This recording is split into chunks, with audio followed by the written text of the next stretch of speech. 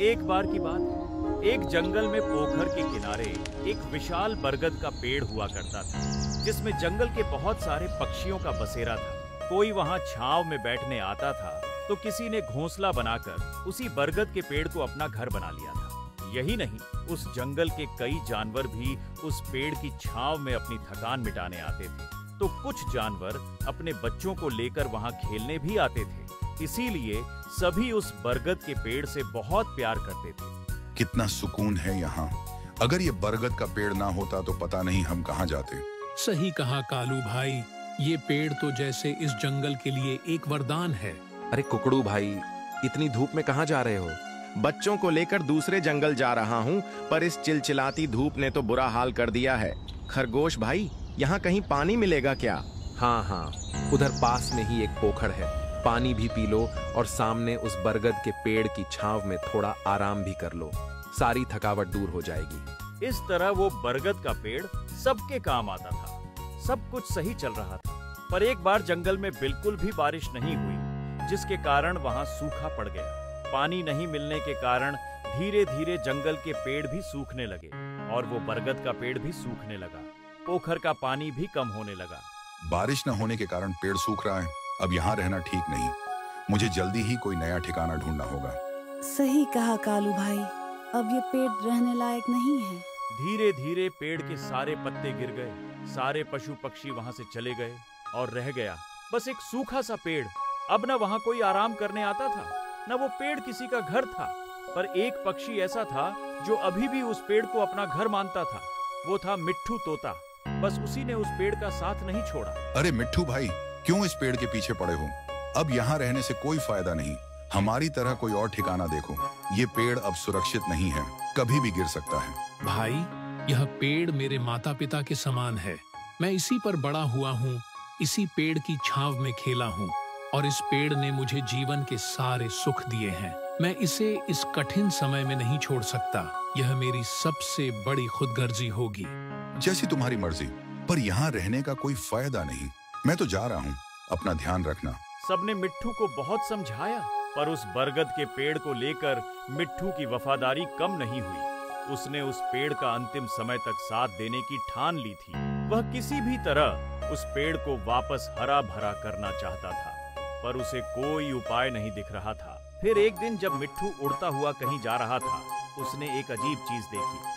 उसने देखा एक कौवा जमीन पर पड़े एक पानी के घड़े के ऊपर बैठा अपनी चोंच अंदर डाल रहा था और फिर बाहर निकाल देता था। ये देखकर मिट्ठू वहीं रुक गया और एक पेड़ की डाल पर बैठकर देखने लगा। वह ये जानने के लिए उत्सुक था कि आखिर वो कौवा कर क्या रहा है। बहुत प्यास लगी है, पर इस घड़े में बस थोड़ा ही पानी है और मेरी छोटी सी चोंच पानी तक नहीं पहुंच रही और आसपास कहीं पानी दिख भी नहीं रहा।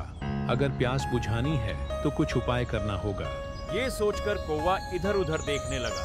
तभी उसकी नजर पास में पड़े पत्थरों के टुकड़ों पर गई और उसने कुछ सोचा। हाँ, शायद ये उपाय काम करेगा। कौवे ने तुरंत वहां से एक पत्थर अपनी चोंच से उठाकर उसे पानी के घड़े में डाल दिया। ये देखकर मिट्ठू और उत्सुक हो गया। आखिर ये कौवा करना क्या चाहता है? मिट्ठू बड़े ध्यान से उस कौवे को देखने लगा। कौवा बार बार जाता और एक पत्थर उठाकर उस घड़े में डाल देता। ऐसा करते करते बहुत समय बीत गया, पर कौवे ने हार नहीं मानी। वह पत्थर लाकर घड़े में डालता रहा और फिर कुछ देर बाद पत्थरों के घड़े में भरने के कारण घड़े का पानी ऊपर आ गया। हो गया काम। आखिर मेरी मेहनत रंग लाई। अब मुझे प्यासा नहीं रहना पड़ेगा।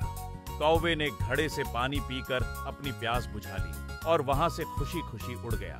इस कौवे ने तो मुझे कमाल की तरकीब दे दी। शायद इससे मैं उस सूखते हुए बरगद के पेड़ में फिर से हरियाली ला पाऊं, उसे मरने से बचा पाऊं। मिट्ठू तुरंत वहां से उड़ता हुआ गया और जो पक्षी और पशु उस बरगद के पेड़ की छांव में आते थे, उनके पास गया और सबको एक जगह इकट्ठा किया। कालू भाई, जल्दी से बरगद के पेड़ के पास वाले पोखर के पास पहुंचो। मेरे पास एक योजना है। दोस्तों, जल्दी से पोखर के पास जमा हो जाओ, मुझे कुछ बताना है। मिट्ठू के कहने पर सारे पशु पक्षी पोखर के पास जमा हो गए। पोखर में पानी तो था, पर ज्यादा नहीं। सब लोग ये जानने के लिए उत्सुक थे कि आखिर मिट्ठू ने उन्हें वहां क्यों बुलाया है। ये मिट्ठू कहाँ रह गया? पता नहीं हमें यहाँ क्यों बुलाया है। मैं भी यही सोच रहा हूँ। तभी मिट्ठू वहां आता है। बोलो, आ गया मिट्ठू, अब यही बताएगा। मिट्ठू भाई क्या हुआ, यहाँ क्यों बुलाया है हमें, जल्दी बताओ। आज मैंने एक कमाल की चीज देखी जिससे हमारी समस्या हल हो सकती है। अब पहेलियां मत बुझाओ भाई, जल्दी बताओ क्या देखा। आज जब मैं उड़ रहा था तो मैंने एक कौवे को देखा जिसने अपनी मेहनत से वो कर दिखाया जो पहले नामुमकिन लग रहा था। मिट्ठू ने सबको कौवे की कहानी बताई कि कैसे उसने घड़े का पानी पत्थरों से ऊपर लाया, पर किसी को ये समझ में नहीं आ रहा था कि इससे उनकी समस्या कैसे हल होगी। माना कि कौवा बहुत बुद्धिमान था, पर इससे हम क्या करें? हम भी कौवे से सीख लेकर वही काम कर सकते हैं बंदर भाई। ये पोखर देखो, इसका पानी सूखकर कम हो गया है, जिसके कारण इस बरगद के पेड़ तक पानी नहीं पहुंच रहा। अगर हम इस पोखर में भी पत्थर डालकर इसका पानी ऊपर ले आएं, तो इसका पानी बरगद के पेड़ को मिल जाएगा और शायद इससे पेड़ बच जाए। मिट्ठू की बात सुनकर सब हैरान थे। आखिर पोखर को पत्थरों से कैसे भर सकता है कोई? मिट्ठू, तुम जो बोल रहे हो वो सुनने में अच्छा है, पर ये करना नामुमकिन है। पर उस कौवे ने तो कर दिखाया ना। हाँ, पर वो बस एक घड़ा था और ये एक पोखर। हाँ, पर वो अकेला था और हम इतने सारे हैं। अगर हम सब साथ मिलकर काम करें तो ये काम हो सकता है। माना कि ये मुश्किल है, पर नामुमकिन नहीं। आखिर इस पेड़ ने हमें इतने सालों तक अपनी छांव का सहारा दिया है, इसके लिए हमें एक कोशिश तो करनी ही चाहिए। धीरे धीरे मिट्ठू की बात से सब लोग सहमत होने लगे और सबने फैसला किया कि वो पेड़ को बचाने की एक कोशिश जरूर करेंगे। तुम सही कह रहे हो मिट्ठू, इस पेड़ ने हमें बहुत सुख दिया है, हम इसे ऐसे सूखने नहीं देंगे। हम तुम्हारे साथ हैं। बस फिर क्या था, अगली सुबह सभी पशु पक्षी अपनी शक्ति के अनुसार पत्थर लाकर पोखर में डालने लगे। सुबह से शाम हो गई, पर सब बिना थके पत्थर डालते रहे और उनकी मेहनत रंग लाने लगी। जैसे जैसे पत्थर पोखर में भरता गया, पोखर का पानी ऊपर आने लगा और फिर वही हुआ जो मिट्ठू ने सोचा था। पोखर का पानी इतना ऊपर आ गया कि बहता हुआ बरगद के पेड़ की जड़ों तक पहुंचने लगा। सब यह देखकर खुश हो गए। आखिर हमारी मेहनत रंग लाई। देखो, पोखर का पानी पेड़ की जड़ों तक जा रहा है। हाँ भाइयों, शायद अब ये पेड़ बच जाए। आखिर सबने मिलकर पेड़ तक पानी पहुंचा ही दिया और कुछ दिनों बाद उस सूखे बरगद के पेड़ में एक पत्ता आया और जब मिट्ठू की नजर उस पत्ते पर पड़ी तो खुशी से उसका ठिकाना नहीं रहा। उसने जाकर सभी जानवरों को वहां बुलाया। दोस्तों, ये देखो, पेड़ में पत्ता आया है। अब ये पेड़ बच जाएगा, हमें फिर से इसकी छांव मिलेगी। मान गए मिट्ठू, तुम्हें और तुम्हारे भरोसे को एक तुम हो जिसने इस पेड़ का साथ नहीं छोड़ा। सब खुश थे और तभी आसमान में बादल आ गए और गरजने लगे। आसमान में बादल आ गए, लगता है बारिश होने वाली है।